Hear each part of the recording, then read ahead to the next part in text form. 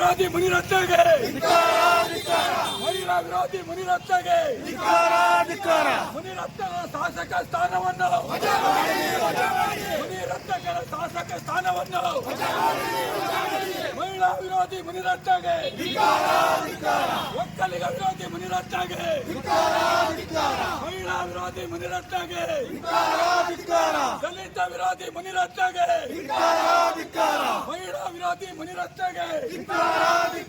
ಒಕ್ಕಲಿಗ ವಿರೋಧಿ ಮುನಿರತ್ನಗೆ ದಲಿತ ವಿರೋಧಿ ಮುನಿರತ್ನಗೆ ಮಹಿಳಾ ವಿರೋಧಿ ಮುನಿರತ್ನಗೆ ಮುನಿರತ್ನಗಳ ಶಾಸಕ ಸ್ಥಾನವನ್ನು ಮುನಿರತ್ನಗಳ ಶಾಸಕ ಸ್ಥಾನವನ್ನು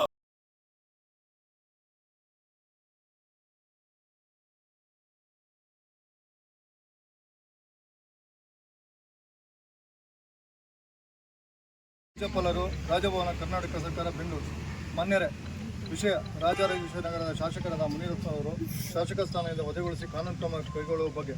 ಈ ಮೂಲಕ ತಮ್ಮಲ್ಲಿ ಹೊಸನಗರ ತಾಲೂಕು ಒಕ್ಕಲಿಗ ಸಂಘದ ಸಮಾಜದ ಬಾಂಧವರು ವಿನಂತಿಸಿಕೊಳ್ಳುವುದೇನೆಂದರೆ ಇತ್ತೀಚೆಗೆ ಶಾಸಕ